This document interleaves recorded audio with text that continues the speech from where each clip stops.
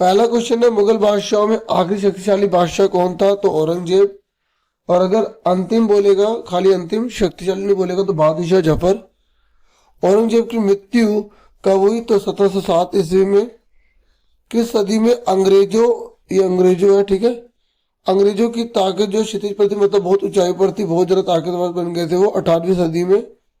और अंग्रेज भारत में पहले पहल कैसे आए थे? व्यापारिक कंपनी के रूप में आए थे। बहादुर शाह जफर और उसके बेटों या उसके कर लेना, उसके बेटों को किसने गिरफ्तार करवाया? तो किसने गिरफ्तार करवाया था? कैप्टन हडसन ने, कैप्टन हडसन ने, ठीक है। अंतिम मुगल बादशाह कौन था? बहादुर शाह जफर था। ईस्ट इंडिया कंपनी भारत में कब आई थी?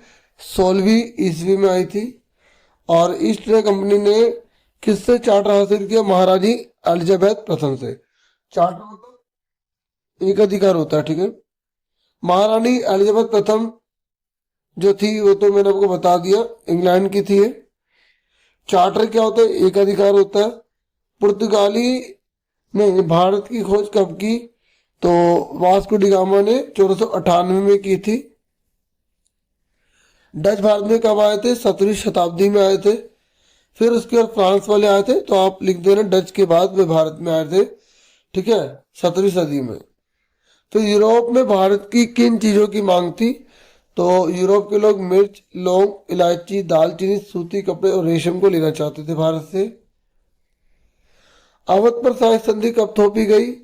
1801 में थोपी गई, ठीक है, बहुत इंपॉर्टेंट क्वेश्चन है। शेर मैसूर किसे कहा जाता है? टीपू सुल्तान को। हैदर अली ने कब तक शासन किया? 1761 से 1782 तक। हैदर अली के पुत्र टीपू सुल्तान ने कब तक शासन किया? जैसे आप को जो क्वेश्चन लिख के दे रहे हो ना, उस क्वेश्चन में भी आंसर बन सकते हैं। जैसे हैदर अली के बेटे का नाम क्या था? टीपू सुल्तान।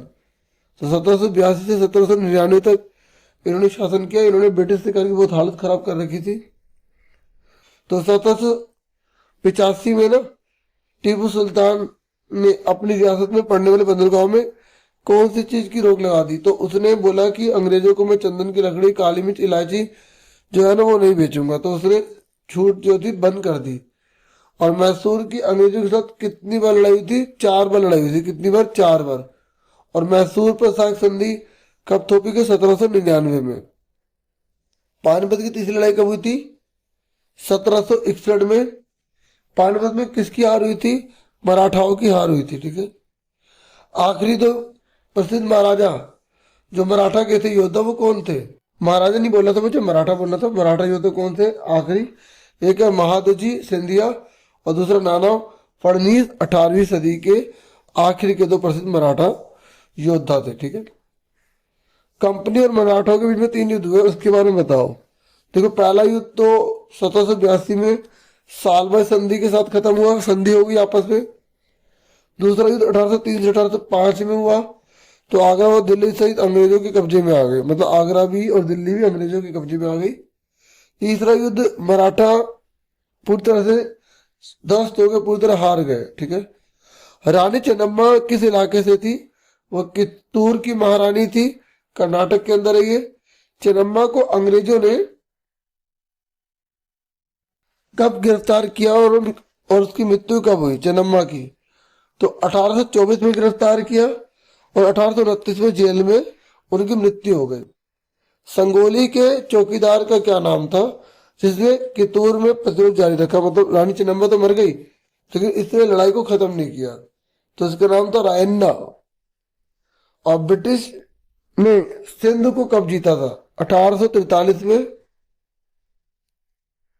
महाराजा रणजीत सिंह ने मृत्यु, मतलब महाराणा रणजीत सिंह की मृत्यु कब हुई और वह कहाँ के राजा थे? तो वह राजा पंजाब के थे, उनकी मृत्यु 1839 में हुई थी। ये बहुत इंपॉर्टेंट है ये। फिर विलय की नीति भारत में कौन लाया? लॉर्ड डलहौजी। देखो, आपको पता होना चाहिए विलय की नीति क्या होती है। देखिए, विलय की नीति ये थी कि अगर कोई राजा पुत्र संतान को पैदा नहीं कर पाता तो वो गोद लिए बच्चे को तो ले नहीं सकता और गोद लिए बच्चे का कोई अधिकार नहीं मिलेगा, ठीक है, उसके राजपाट में। मतलब उसको राजा जो है ना हटा दीजिएगा, सारी सत्ता ब्रिटिश सरकार अपने कब्जे में कर लेगी। एक बार दोबारा सुन लो, विलय की नीति क्या था? विलय की नीति का मतलब ये था कि डियर, कि अगर कोई जो राजा है उसका बेटा संतान नहीं है तो उसकी सारी की सारी जो जमीन जायदाद है ना वो ब्रिटिश सरकार अपने कब्जे में कर लेगी। ठीक है, तो लॉर्ड डलहौजी लेकर आया था और सबसे पहले विलय की नीति उसने 17 में 1848 में थोप दी थी। झांसी में 1854 में लेकर आया था। मैप में भरने को आएगा झांसी, ठीक है, 17 में। और भारत का पहला गवर्नर जनरल कौन था? General Warren Hastings. और 3 प्रेसिडेंसी कौन से बनाए थे? बम्बई, मद्रास और कलकत्ता। और जो नए सर्वोच्च न्यायालय की स्थापना कब हुई थी और किस कानून के अंतर्गत हुई? 1773 में रेगुलेटिंग एक्ट के तहत 1773 में भारत में सर्वोच्च न्यायालय की स्थापना ब्रिटिश सरकार ने करी थी।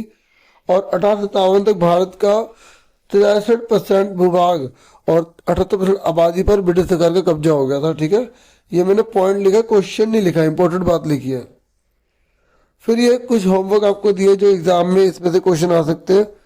विलय की नीति में आपको ऑलरेडी समझा चुका हूँ। सहायक संधि का मतलब होता है कि ब्रिटिश सरकार ना जो भी भारत के राजा महाराजा थे उनसे उनकी सेना ले लेती थी या हटा देती थी और बदले में अपनी सेना भेज देती थी जो राजा की रक्षा और राजा का काम का देखेगी और सारा का सारा शासन चलाएगी। अगर मेरी बात सुन लो ध्यान से, मैं क्या बता रहा हूँ, मैं आपको सहायक संधि के बारे में बता रहा हूँ।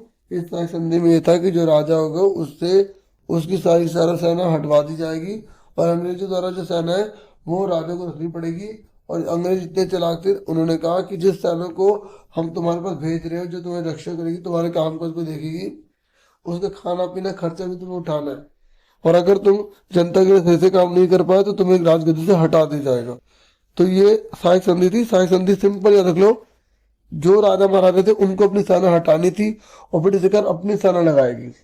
ठीक है, और ये महाभियोग किसी को हटाने की प्रक्रिया होती है।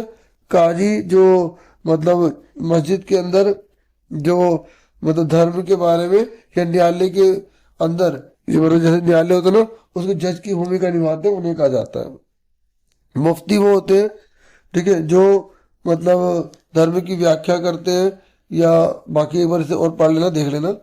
ठीक है, प्रारंभ में कंपनी और नवाब के बीच किन किन बातों को लेकर लड़ाई हुई जब भारत के अंदर आए?